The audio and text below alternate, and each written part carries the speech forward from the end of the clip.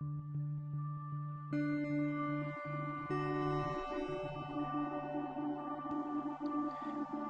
Rockwell Street Line is a subdivision of the Union Pacific Railroad in Chicago, one of the largest freight railroads in the country. Formerly owned by the Chicago and Northwestern Railway, the Rockwell Line runs in a north-south direction along Rockwell Street from Fulton Street to 12th Street.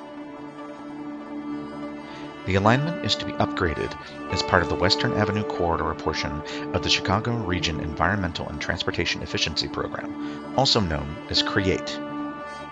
14 of the subways or bridges along the Rockwell Line will be demolished and replaced as part of the project.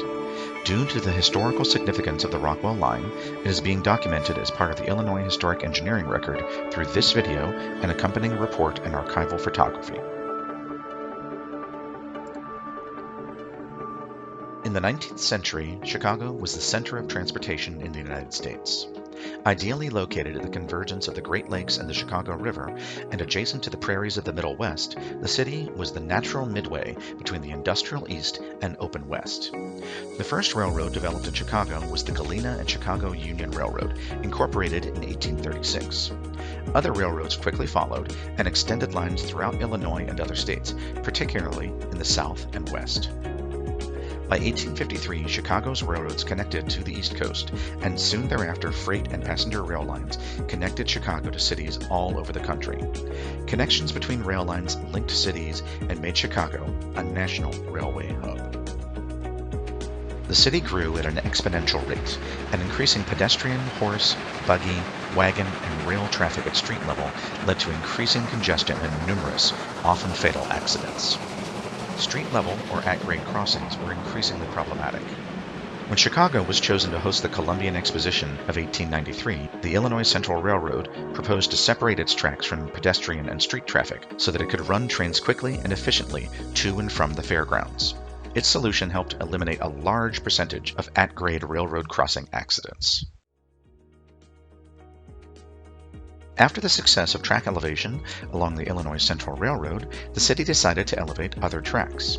On April 24, 1896, the City Council passed an ordinance requiring that the tracks of the Chicago and Northwestern, the Pittsburgh, Cincinnati, Chicago, and St. Louis, known as the Panhandle, and the Chicago and Northern Pacific Railroad companies be elevated along Rockwell Street from Kinzie to 12th Street.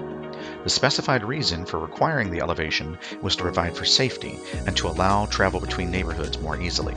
As an added advantage, streets wouldn't have to be closed, and the work elevating the tracks would provide employment. The method that was developed by the Chicago and Northwestern Railway for elevating the tracks along Rockwell Street was new and remarkably efficient. The tracks were elevated and the bridges were built between Fulton Street and 12th Street, now Roosevelt Road, in 38 working days, between June 4th and July 22nd, 1897, and during the process only one street was closed at a time. The track abutments were all faced with limestone sourced from a quarry in Duck Creek, Wisconsin, that the Chicago and Northwestern Railway Company purchased specifically for the track elevation project. The bridge at 15th Street was not part of the Rockwell Street track elevation project. It was not elevated until an ordinance was passed in 1907. Unlike the other bridges, its abutment walls are faced with concrete instead of limestone. In 1909, the Track Elevation Department of the City of Chicago published a report that summarized the results of the track elevation project. The biggest benefit and largest impact of track elevation was the reduction of fatal and non-fatal accidents. According to the statistics provided by the Track Elevation Department, track elevation prevented 1,380 grade crossing fatalities and 2,510 non-fatal accidents. While the population of Chicago grew substantially between 1899 and 1908, the number of fatal accidents was reduced by more than 80%. Sanborn fire insurance maps provide a glimpse into the development between the time the tracks were elevated and several decades later. Prior to the elevation of the tracks, the map shows more sparsely developed neighborhoods with mostly residential buildings and a few businesses. The next Sanborn map from 1922 depicts a more robust industrial neighborhood with dozens of businesses and factories flanking the tracks. There are also many new neighborhood businesses to serve the growing population in the area, such as shops, bakeries, corner bars, churches, and even a roller rink. When the neighborhoods surrounding the Rockwell Line were developed, they were settled mostly by working-class Irish and German immigrants who worked for the industrial businesses that developed around the railroad tracks. Construction of the Eisenhower Expressway forced black residents to move into neighborhoods like East and West Garfield Park and Westtown. At the same time, white families were incentivized to move out to the newly developed suburbs. A slow progression of disinvestment ensued, further exacerbated by the riots following Reverend Martin Luther King's assassination. Entire blocks along Madison Avenue were destroyed, and many businesses chose to not reopen. The population of these neighborhoods declined for several decades, and wide swaths of vacant lots remained undeveloped.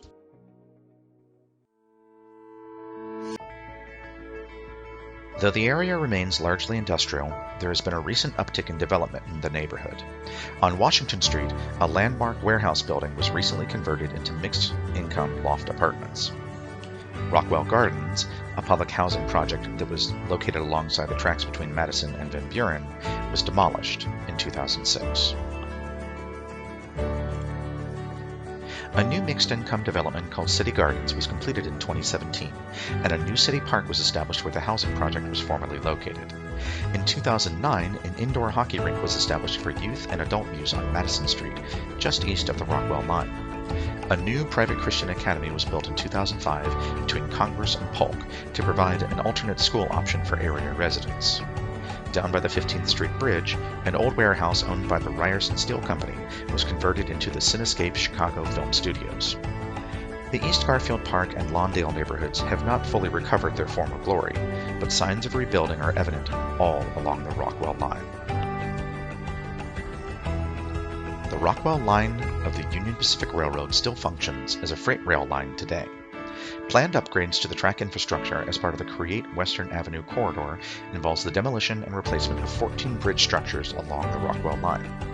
Due to the age of the line, the unique method and short time span in which the tracks were elevated, and the positive impacts on the surrounding neighborhoods and city, the Rockwell Line is eligible for the National Register of Historic Places.